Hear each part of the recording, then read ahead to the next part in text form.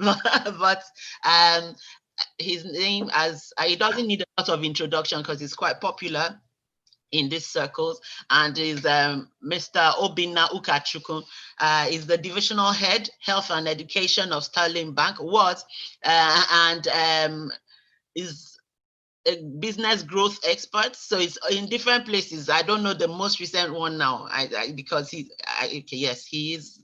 moved from there because everybody wants him. I don't know why. Soon we'll hear, maybe he'll be in the presidency. His decade-long experience in SME development, finance, retail banking, sales, supply chain finance, credit analysis, sales and business banking has given him an edge in identifying growth opportunities in businesses and developing new markets. His leadership skills have been honored over the years, several awards as well, to direct leadership roles, mentoring, and formal education. Mr. Obinna is the executive in charge of business development and growth at Hygia HMO Limited and Nigeria's foremost health management company. He leverages his current position to create various channels and partnerships that enable the effective distribution of health insurance service and to create various methods to improve access to finance for operators in the health sector.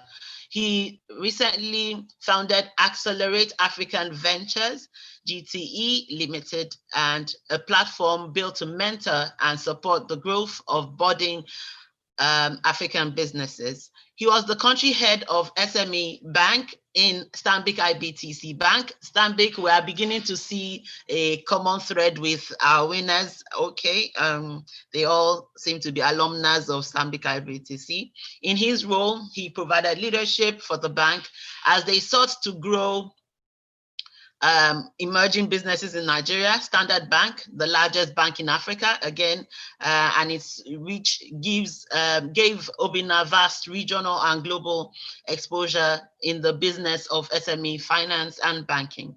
Obinna has a bachelor's in electrical electronics engineering. He's an engineer, a business engineer, now engineering businesses instead of machines.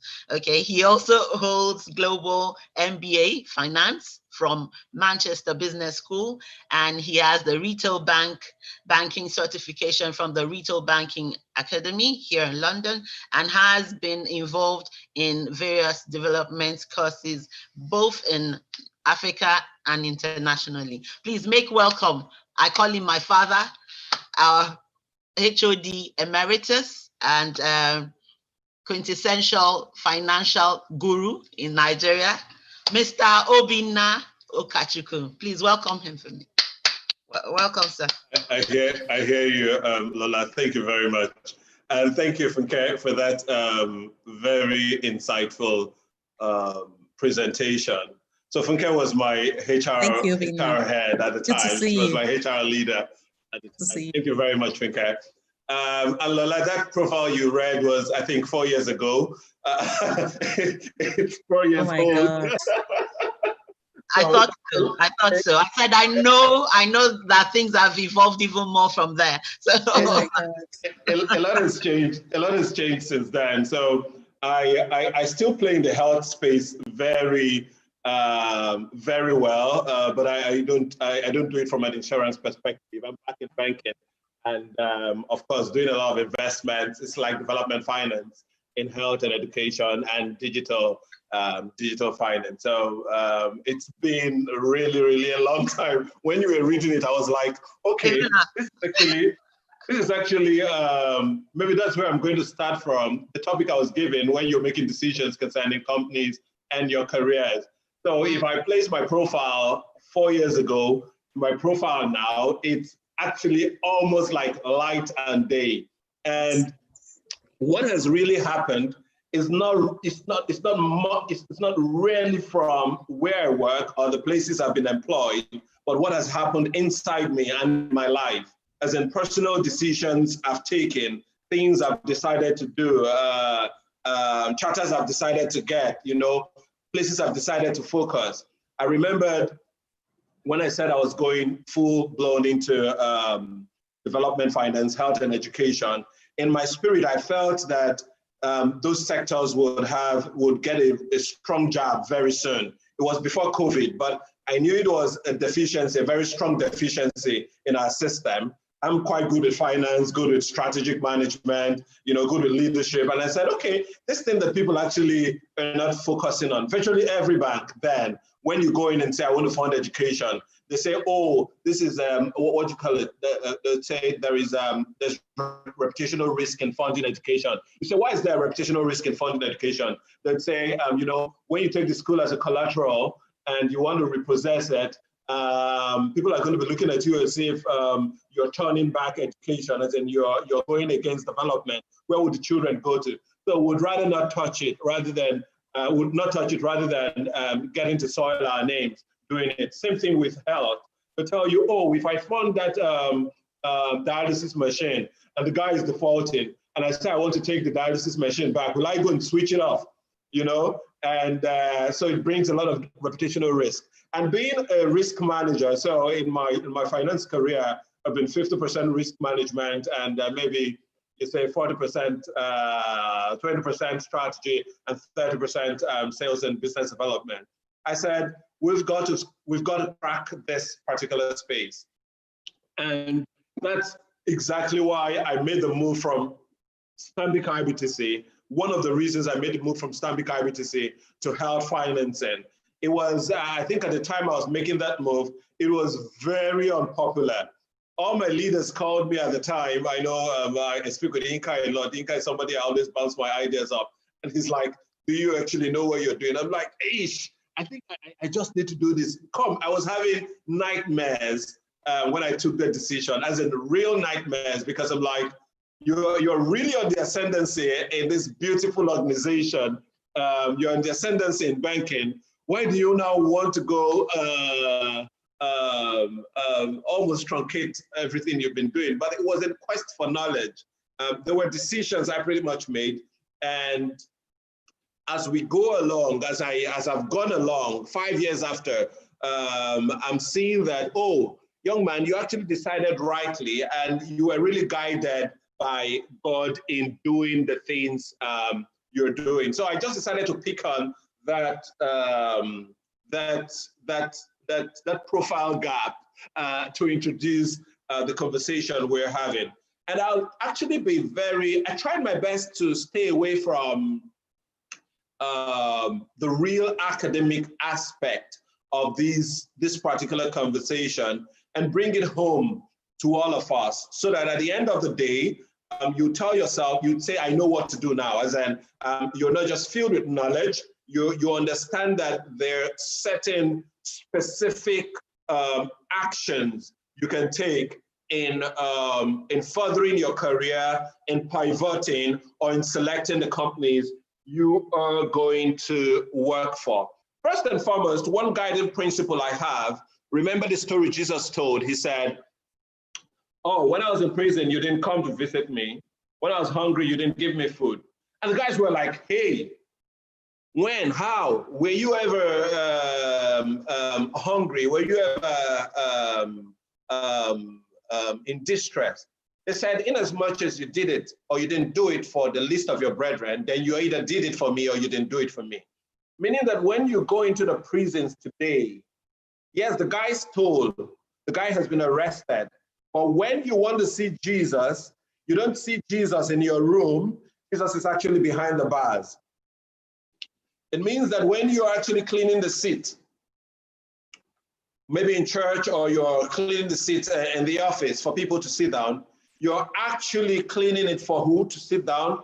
For Jesus to sit down. And that tees me off to your career as a person. First and foremost, if you must excel, not in the way the world does generally, but if you must find a meaning for your life, then you would understand that your career is about service. You're producing a phone, it's about Jesus is going to use this phone. How's he going to feel when he's using it? You're offering a service, you're a customer service person in a bank, you know that you're going to meet 100 Jesuses when they come in. If you're actually analyzing credits in an institution and you are approving and you're declining, remember that you are either approving Jesus's loan or you're declining Jesus's loan. The question is, if Jesus is in front of you and he's a person you're serving in your business, how are you going to take that your business? What efforts are you going to put? What self-improvement are you going to do? What empathy are you going to apply? And listen, when you answer these questions and you say, in my everyday life, I wake up in the morning and the output I'm giving to society, to humanity, is Jesus that is actually taking that output, then how do I want to do it? That's one. And what do I want to do? One of the reasons people actually get quite truncated in their careers and don't really go very far is that to them, their career is quite theoretical. There is no person behind the screen. So you see someone in the admin function of an institution. He doesn't really understand, but booking the flight for someone that is supposed to move from Lagos to Abuja for a meeting, that the way he books that flight has an overall impact on the process, on the service delivery, on the journey to the final client. Because people are quite detached from the end product, from the final user of the service we provide in life, they take their careers lightly.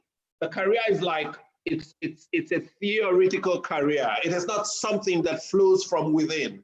I usually tell people, I say, when you're having your bath in the morning and the ideas concerning your business are not flowing through you, then you need to do a lot more thinking about your business. It's possible you're just a transactional career person and not really a career person. And every transactional career persons, they are hardly fulfilled. Many of them remain dwarfs in their lives.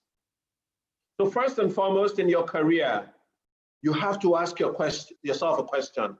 What am I doing?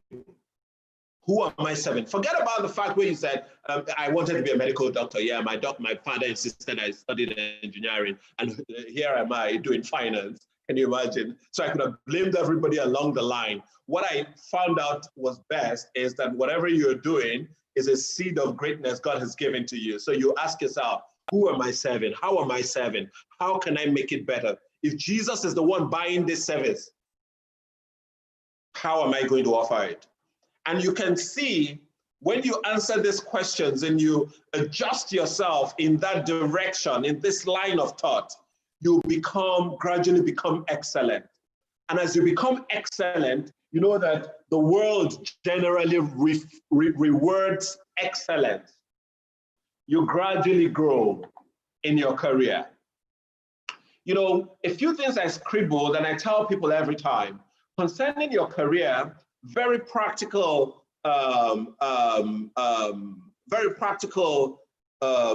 thoughts. Even if you're in an operational role, ensure you can link your operations to the final person that is paying for the service.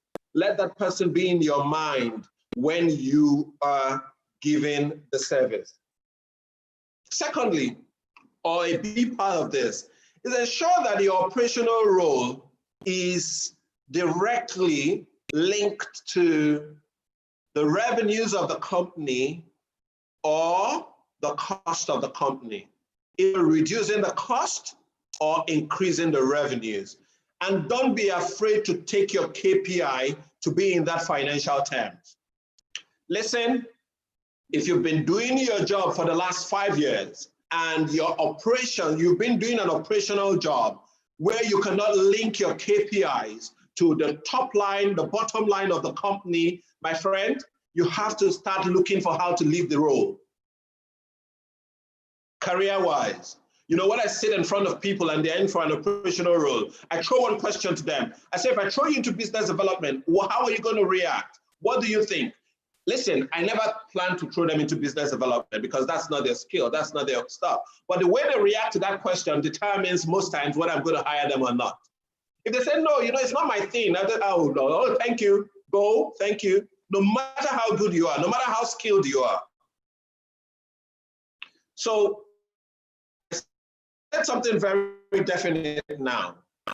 If you've been doing a role for 5 years and it's an operational role, you're just winding a mill, and in your KPIs, they have not successfully linked it to the revenues of the company, how your job that you do increases the revenue, the way it increases it, and holds you responsible for that linkage, or how it reduces the cost and holds you responsible for that cost, then please, if you plan to be a high flyer, go back to your manager and say, I want the linkage. I want the linkage to top line and bottom line. I want to be held responsible for it. And if it cannot happen, start looking for a new department, start looking for a new job. Because you know what? You will keep winding that thing.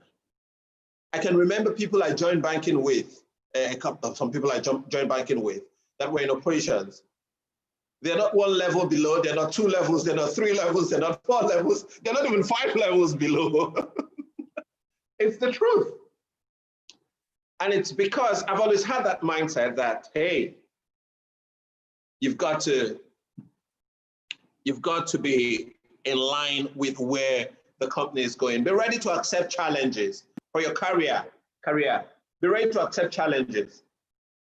One of the real, one of the first tipping points in my career was when I opted to go into agric finance, so the agric risk management in a particular bank. At the time, the CBN was insisting that, oh, you have to develop risk management capabilities for agriculture, you have to develop agric finance capabilities in a bank. And nobody really had that capability. And in risk management at the time, we were pretty much comfortable with what we were doing. So a new thing is coming up. People are like, hey, you want me to start wearing boots into the farm? You want me to start doing this? You want me to start doing that? And without knowing jack about it, I said, hey, I can do it. I'm the one. You know, that was my first pivot.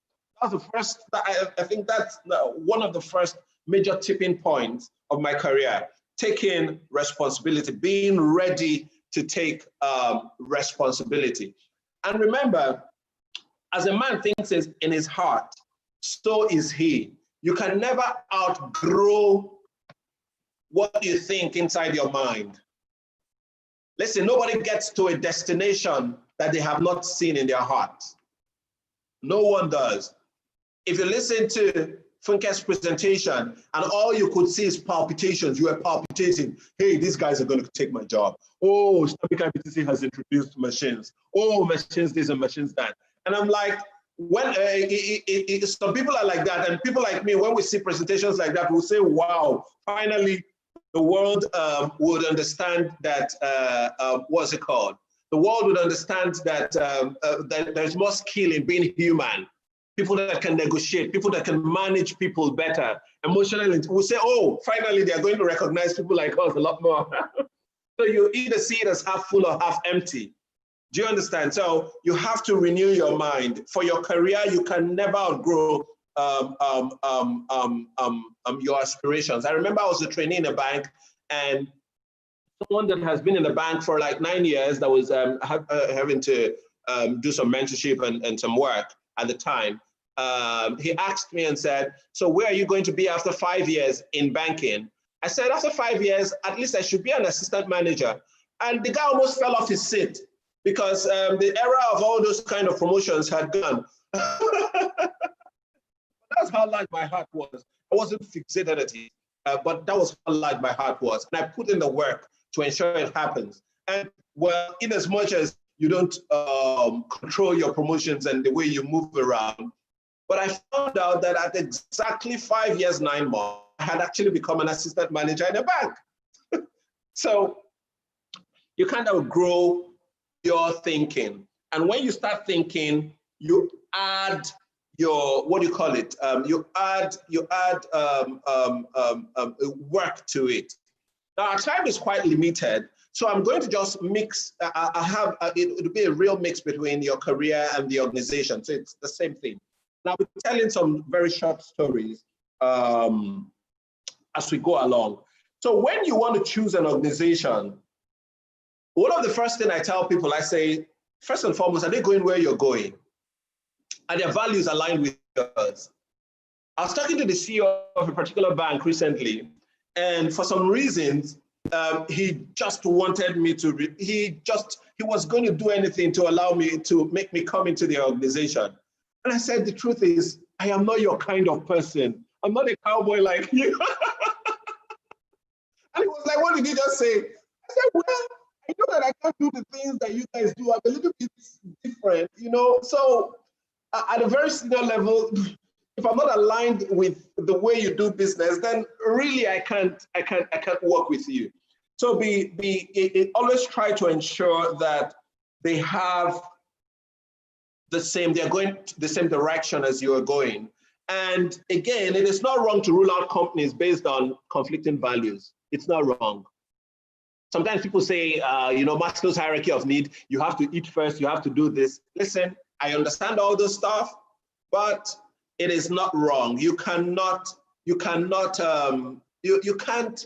it's like selling your soul. You can't blossom in a place where your soul is not fat, where your soul can't express. And I say these things from very practical perspectives. You ask yourself, who is the leader? Who makes the decision over my life? Who decides things? What are their values? Part of the reasons you see Stanbic IBTC doing the things they do is because of the kind of leadership they have. Yeah, I mean, Sterling Bank, and many people are saying, oh, Sterling. The reason why you see them do the things they do and take the leaps they make is because of leadership, the heart of leadership, the way leadership is going, the way they're going. Do you think it's an organization that shafts their people? Are they really interested in their people, or they just want to steal from them? If you're driven, if you're very driven, then the innovation is key, and they're an innovative organization. I'm just trying to say things that you need to look at. Don't look at it based on money, please.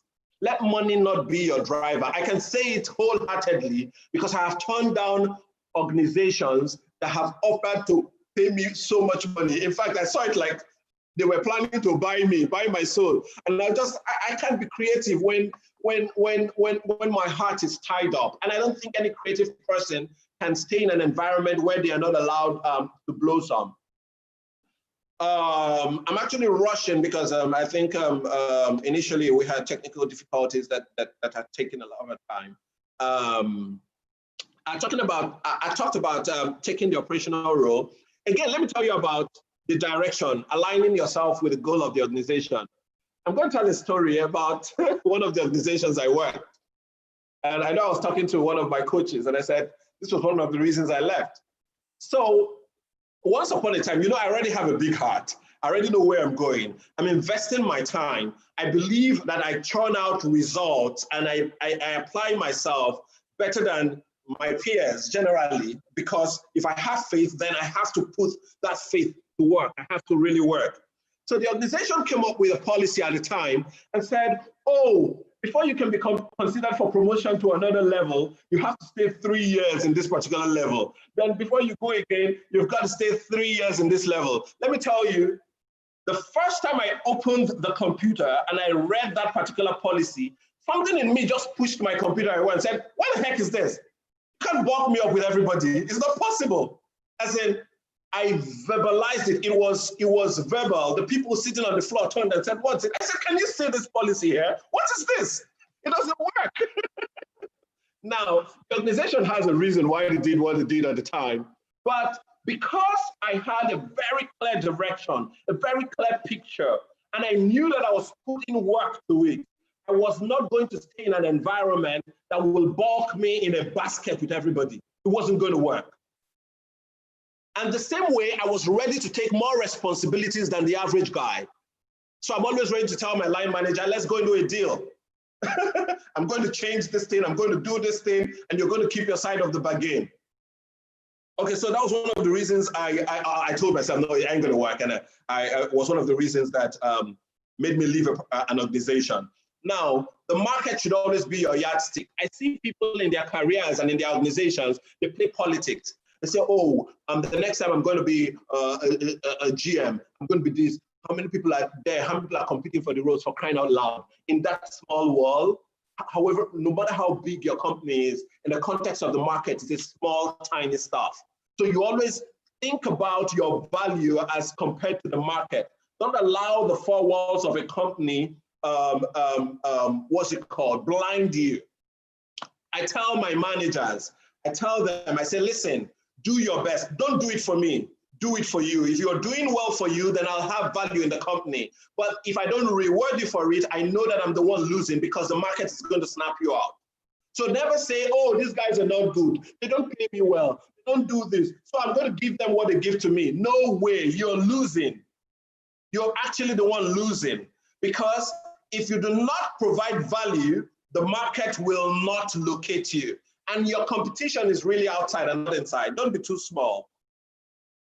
I said, make sure you're working for God. Put yourself in the revenue line. Again, life is about service to God. Whatever you are doing, it's about service to God. It's about the value you are creating for humanity. Listen, immediately you get that thing aligned, you become a better leader. Why? Because when you have your subordinates, you're always thinking, how do I make these people better? They are my constituency. How do I make them better? When you think of product design, you say, how do I make it better for the customers? Whenever I see customers online talking about banks, oh, this bank is a thief, this bank is that. I'll tell you one of the reasons I joined Stanbic at the time. Now, I found out that historically, generally in the banking system in Nigeria, if you go ask the people in business, when you overcharge a customer, and it goes, it's over the month, as in what you call it? So they've recorded it into their books or over the year. For you to get that reversal, for crying out loud, you get all the approvals in this world. And then sometimes, historically, in the early days of banking, they might even start debiting the staff. But in the case of Stanbic, oh, it's very easy. If they're taking your money, they'll give it back to you. So I was like, these guys are quite sincere. you know, so always ensure that you put yourself in the in the shoes of the people you're serving. Do you understand? And that way, you're a better product designer, you're a better strategist, you're a better leader, and your career, you continue growing towards career excellence. So these things, these values have guided me in every organization I've worked, whether choosing Stanbic, whether choosing Sterling, whether choosing Advance, they've always guided me. I never am in conflict with the values of the organization I choose to work with. Thank you.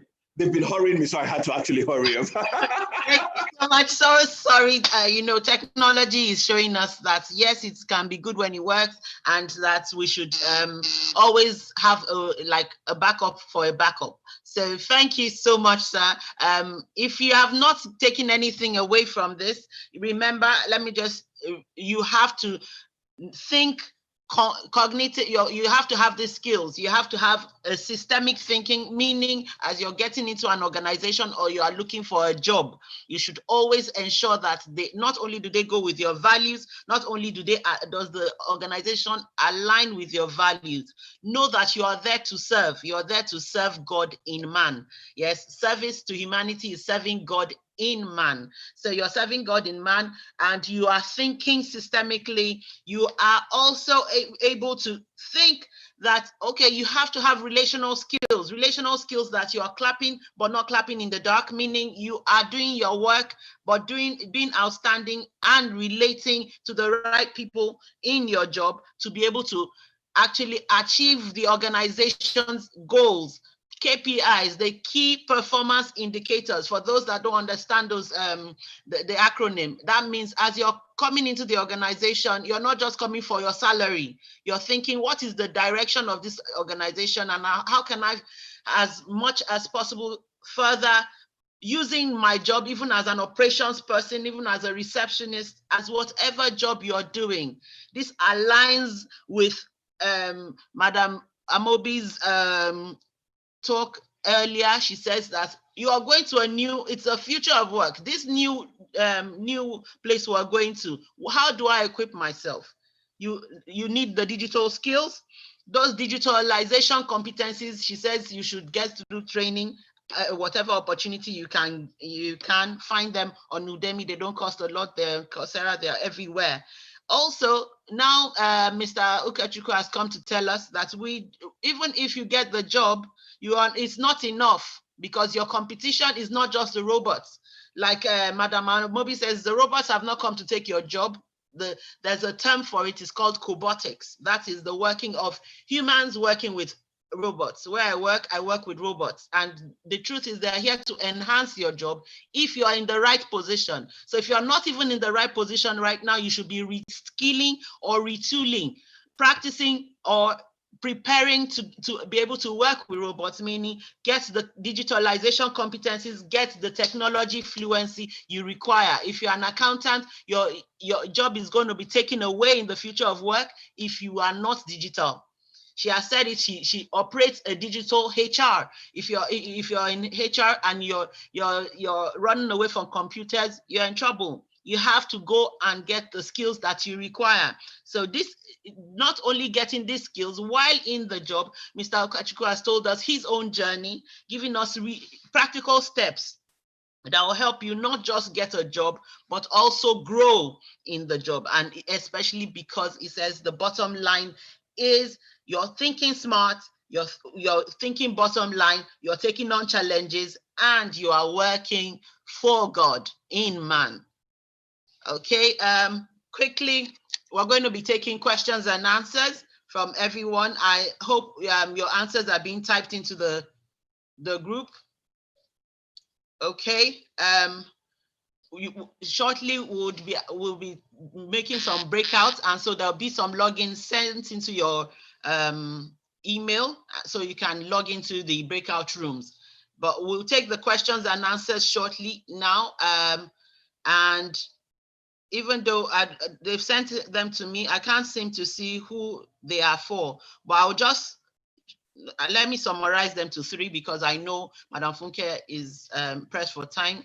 Like she already told us, she has many hats on and she's doing several things for several organizations. And so we don't delay her. I'm going to pose these 3 questions to her and Mr. Ukachukwu, so that we can have responses from both of them.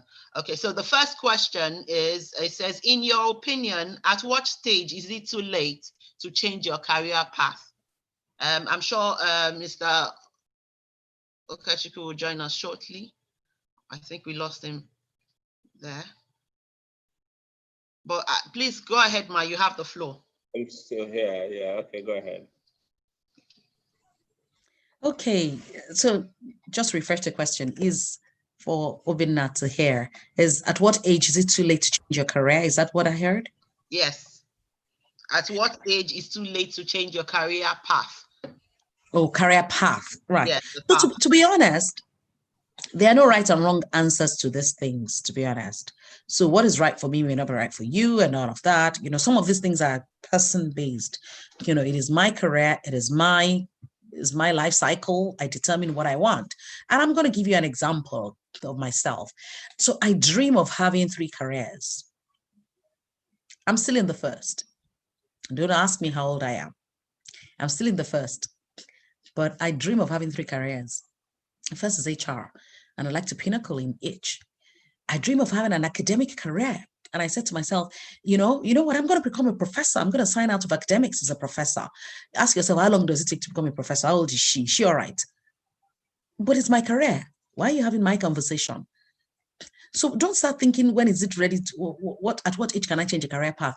Start first of all with what are your career dreams? When Obinna said, he said at that interview, in 6 years, I want to be here. Now that was his career aspiration, and he made it, he took ownership of enabling it to happen. It's not so much as how old are you and what age is it right to change your career path? No, it's so much so as what are your career goals, dreams, aspirations? Where do you want to be? That's what will enable you take on opportunities when they arise. And that's what's going to enable you switch career paths or whatever. You've said it in a very HR way.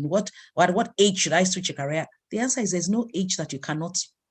There's no age whatsoever that you cannot switch to another career path. The question is, are you able to to do what it takes to achieve your outcomes. I desired to have an academic career. Today, I lecture in a university. I said that to you. I lecture in University of Ibadan. So the second career has started in parallel with the first career. Yeah, I thought that, I'll shut down HR and then I'll go into the uni and begin to lecture. But then they came calling, Funke, would you like to come and lecture? We want industry people to come and lecture for us on Saturdays. And Unilag has come calling again. So the truth be told, it is, you have to, because I had set a dream, I had a career goal, an aspiration. It didn't take much for me to take on those opportunities when they came calling.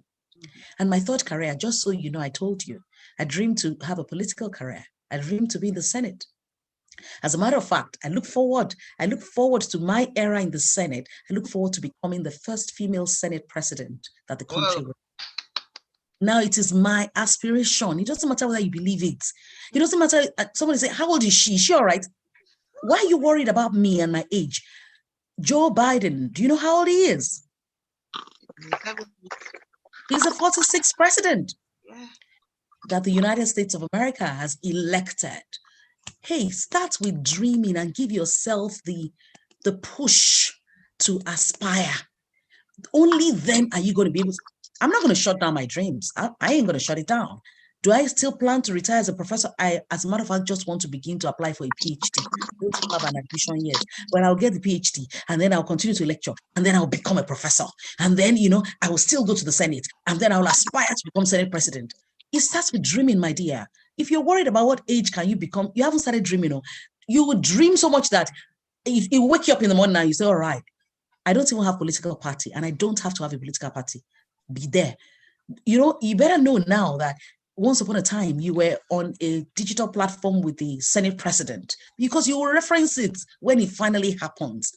The truth is you have to aspire to become.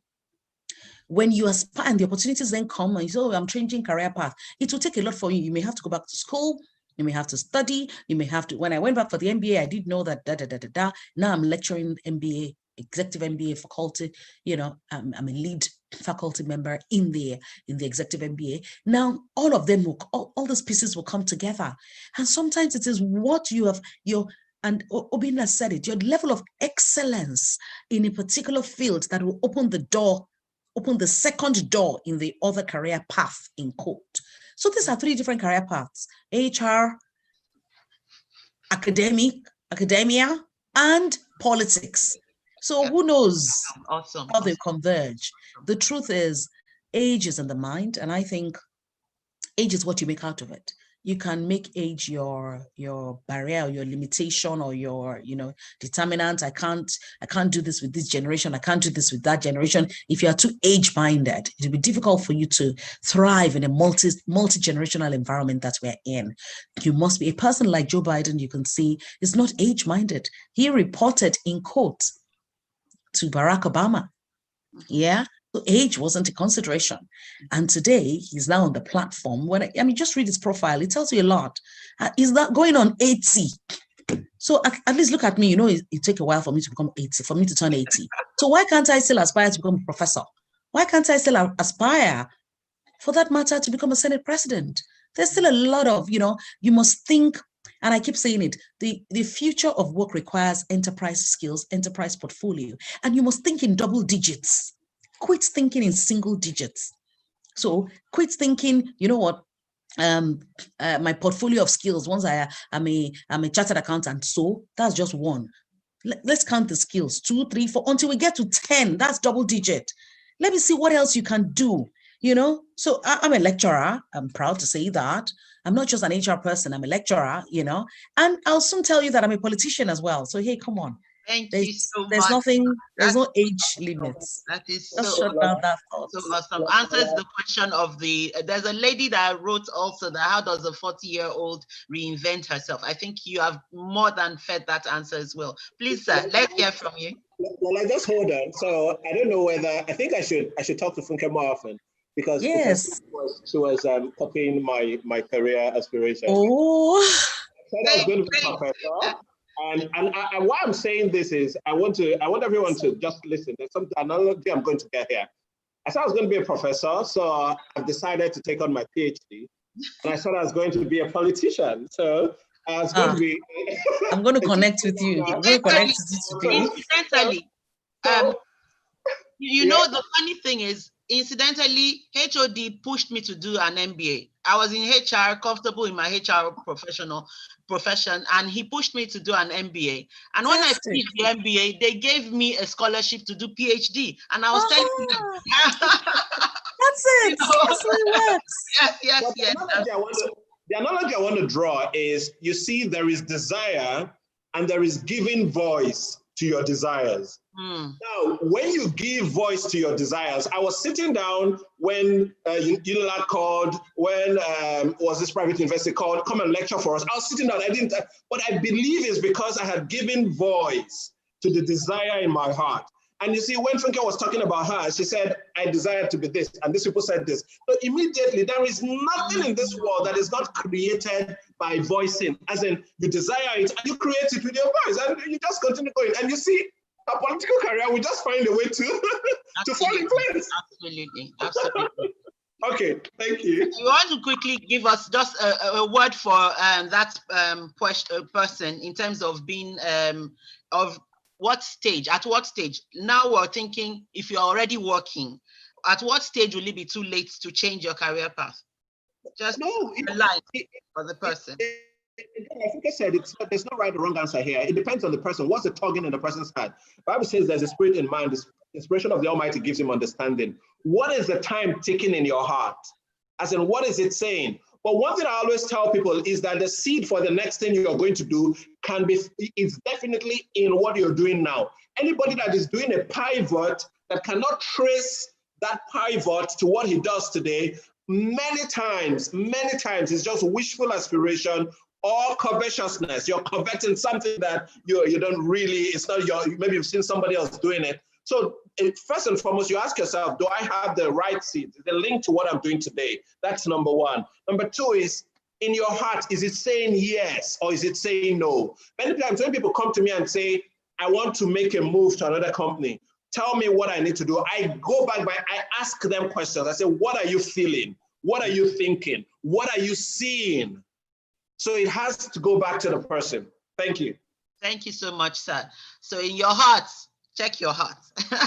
Second question, HOD, you have to go first this time. So he says, we talk a lot about doing whatever our hands find to do. Some job roles can derail your career. In your opinion, should we wait for the right job to start, or we should find what our hands find to do while we're waiting for the right job? Ask me what a dry stick in the hands of Moses had to do with letting the people of Israel go. How is it related? It was just a dry stick. But hey, that was the stick that turned to a serpent. That was the stick that struck the Red Sea. Now, when your hand, how I see it, and I hope maybe everyone here is a believer or listening to me. If you're not a believer, you're missing out on something. So that's a base you're coming we have to sort out for. But if God hands something to you, then bet me there's a seed in that thing. I came out of school as an engineer, quite good with my networking, was in Alcatel, did a couple of things. And when I joined the bank in my interview, they told me I was going into IT. And I was excited. I told them, if it's not IT, I'm not doing nothing. After my training, okay, post us. It was year end for the bank. You know, then they had different year ends. And what's it called? The management directive just came. All the new intakes that came in this year, you're going into marketing. Let me tell you, I was in that marketing. I was selling in all these things. I said, savings account, it was useless. I said, it didn't make sense to me because I was quite logical. I felt I was smart. I was this. And now I'm begging people to come and open savings account. Do you know that I kept going on interviews? I kept writing Cisco exams. I was piling up my certificate. I was a certified hacker, everything. And when I went for interviews, they would all say, good, good, good, good. But I was never taken for anything. I'm serious. As in, at the end, it always dropped. And I was very good in my career still, very good. First year, I wasn't promoted. Second year, I wasn't promoted. Third year, the people that came before me 2 levels below. They had been promoted, and I kept getting exceeded expectation. In fact, once my group head called me and said, as a young person, he said, congratulations, you've been promoted finally, because they released the promotion results overnight. Going back to work, we didn't have phones to check now, you know. So going back to work, I checked the list and my name was not there. Hey, why am I telling this? At the time, I had not embraced what God had put in my hands. I was doing well at it, but I wasn't really growing at it. After praying, you know what I did? I took away all the Cisco certifications in my CVs, because that was how I was branding myself. I took away all the CISA, everything. I said, I'm a good relationship manager. I understand credit analysis. I do this, I do this. Do you know, when I accepted, from the moment I accepted what God had placed in my hands, it will take another seminar for me to tell us how my career has actually gone since then. So when God gives you something to do, for crying out loud, the seed of the thing he wants you to achieve in the future is there. And you must embrace it and become excellent at it, and keep asking him, open up my eyes to see this thing that you have prepared for me. Thank you so much. Thank you so much, sir. A quick word on that, Mrs. Amobi, and then we'll do the final question so that people can go into the breakout rooms for their specific groups. Thank you, Ma. Let me repeat the question, or do you have it still? Go ahead. Okay, so we talk about finding, doing whatever our hand finds to do, and unfortunately some job roles seem to derail your career. In your opinion, should we wait for the right job, or should we start? Should we not even go into a job that is not what we want? Again, and I absolutely agree with Obinna's response. It's spot on to say that what your hands find to do, you should do. So I'm not in the world of, like him, I'm not in the world of people rejecting jobs. Yeah. I'm not, I think it doesn't add up that you're not doing anything and then you get an opportunity and you say it's going to derail me. So I'm asking myself, hey, come on, you're not doing anything. You see, so if I answered you, my short answer would be, it depends. So take derail out of the conversation and let's bring the facts to the table. Firstly, what are you doing now? Okay. What is the subject you claim wants to derail you? Let's look at the content. Well, how so will it derail you? Bring the facts to the table. What are you currently doing? What are you aspiring to do? What is the linkage between point A and point B and potentially point C? Because sometimes the answer may be a no, if where you are now takes you to point C, gives you a stronger potential to go to, or if you like, a stronger, like the way we look at it in HR, when we then look at your CV and we're like, so why did you go there if you wanted, why did you go to Surulere if you wanted to go to VGC and you were coming from, why did you go to Surulere? One would have thought you would have driven from Lekki straight to VGC. Why are you doing that? So there may be that construct in the mind of an HR person, but I can't answer you until I know what your facts are. So you must explore your facts in detail, but you cannot say, I don't want to do this job to derail me. Meanwhile, you're not doing any work. And then I'll be asking myself, what's wrong with you? Take the job. There's no, you must be learning something in that job. Take the job and take the value from that job. And like Obinna said, maybe that job is your door opener to find your expression. But there's a different one where you say, oh, by the way, I'm working and there are no issues. And as a matter of fact, I can potentially rise where I am. But another opportunity has come and I think it may derail me, even though it pays me a little more money. You know, that kind of thing. I'll start saying, leave the money, face your front and do what you're doing. So you must put all the data together, tie everything together, you know. Certainly, you cannot say no to a job. When you don't have another job, I always say, yes, there must be a reason. The reason you're saying no to that job when you don't have another job must be really significant. Like Obinna said, you're in conflict. If your values are in conflict, it's a no. If it's that kind of derailment you're talking about, please don't, it's not even derailment, it's a no. But when you say it's going to derail, you must evaluate that judgment in context and say, why is it's derailing you from what, from where? Yeah. If you are in Lekki already and you are going to VGC, nothing stops you from taking a straight dive there. But if you're not in Lekki, as a matter of fact, you're at the toll gate, you're somewhere, there's nothing stopping you from going this way and then get into your final destination. Important thing is you're moving, but you must put all the facts on the table for us to tell you, because you may tell us, when I say us, myself and Obina, you may tell us, look, I'm here today. I'm working with the government, Federal Ministry of Education. And that's just by example. And they've asked me to come and sell Michelin tires. And I'm like, it's going to derail me. Derail you from what? What is it derailing you from? So potentially you want to become the whatever, you're building an education career. Is that why? And you're already Ministry of Education and you're building an education career. So why were you considering Michelin to go and sell the tires? Oh, because it will pay me more money. So that is what is distracting you. That's what's derailing you, the more money factor. I would say to you, begin to, focus a lot more.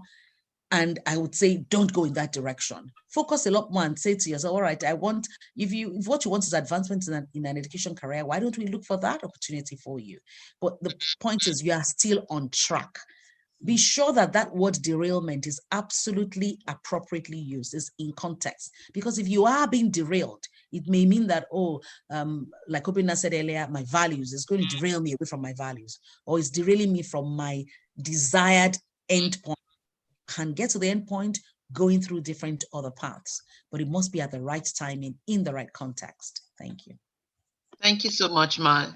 Keyword, you cannot steer a moving train, a stationary train. The train has to be moving. So if you don't have a job, take what you have. If not, except if it is taking you away from your values. Thank you so much. The last and final question before we let go of our keynote speakers and go to our several different breakout rooms is this. It says, how long do you think it's ideal to stay in a workplace? Because, you talked about the gig economy. We talked about how things are changing and the future of work. So if with the gig economy, I have options everywhere, what do you think is the standard time that won't look dodgy or funny in HR, especially, to stay in a place of work, especially knowing that there are now several generations in the workplace? So in the corporate space, what do you think? I'll let Mrs. Amobi go first, and then I can see HOD is already giving us his. Again, the answer is not a figure. Thanks, Lola. Again, the answer is not a figure. It's a phrase, or it's 2 words. It depends. That's what the consultant will always tell you. They don't have any other answer for you. You ask them 1,000,001 questions in different ways. They keep saying, oh, it depends. So it depends, my dear. The truth is, I would always say that, I may spend 50 years in a job, 30 years in a job, 40 years in a job. There must be congruence of certain factors for you to continue, for your continued stay on the job to be meaningful. Value is a very important factor. Are you adding value? Is the job is value creation is it reciprocal? In other words, I'm still a valuable member of this team, and the job is also adding value to me. Value is important. So the measure of value, you are the only one that can judge, where the convergence is at every point in time.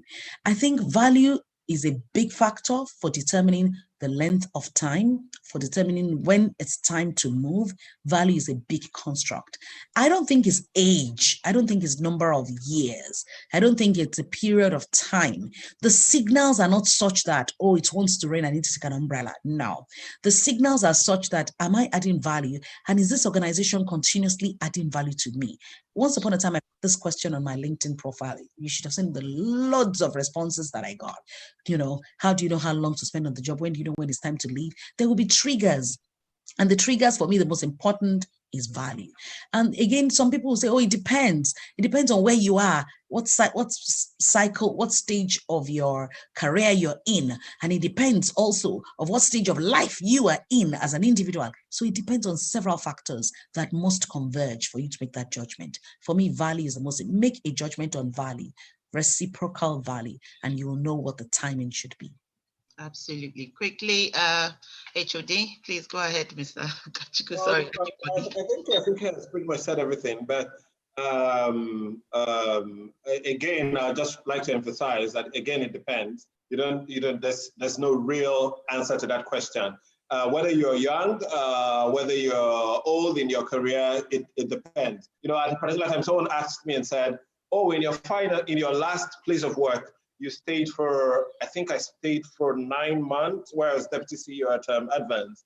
And how come at senior levels you can't be that mobile?"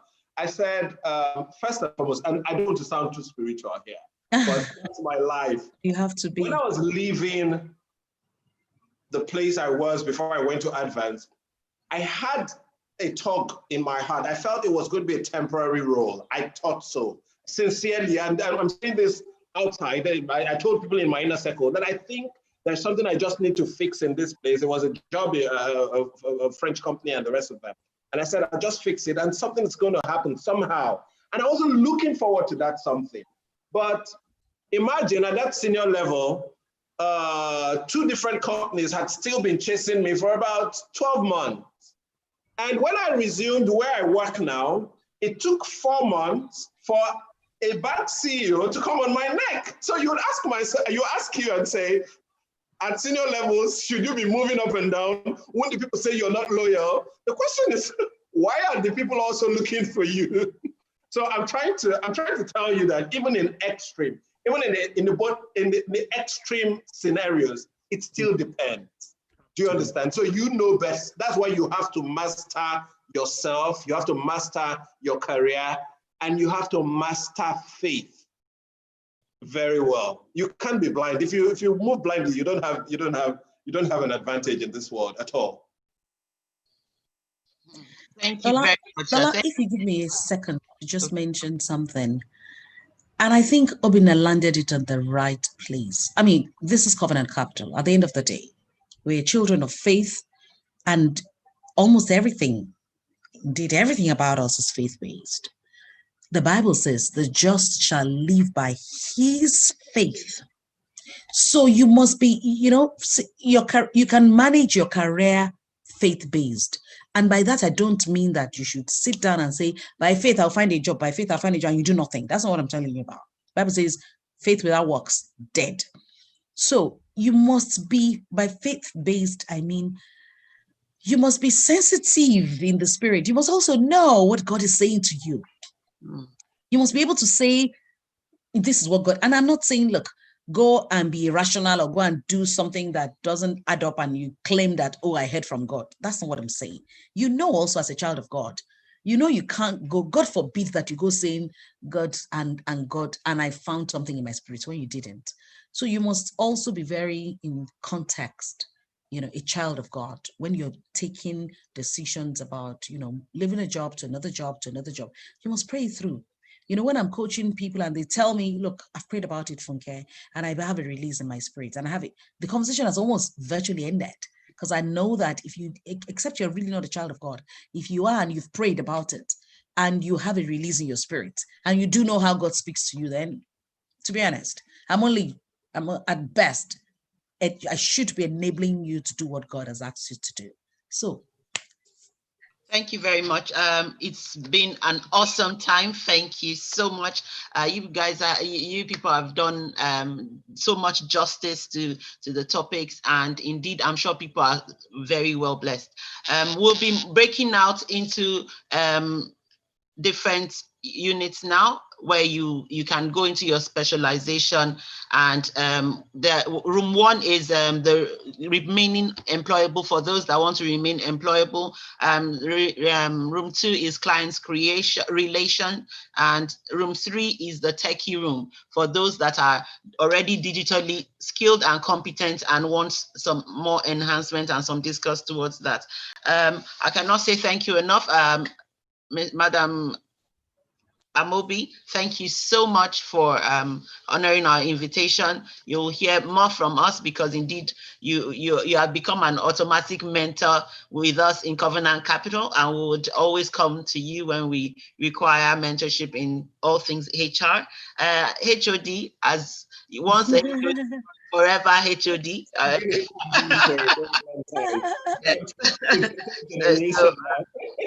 more questions will be sent onto on our website. Please, if you have any more questions, we can reach them individually, and definitely, I'm sure they will be happy to support. We're so grateful for your honoring this invitation, and everyone, please, check in your emails. You will see the links to your new rooms depending on areas that you have indicated as the area of specialization you'd like to join.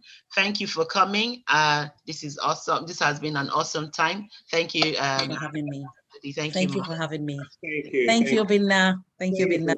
Nice touching base. Yes, yes, please. Yes. Thank you, Lola.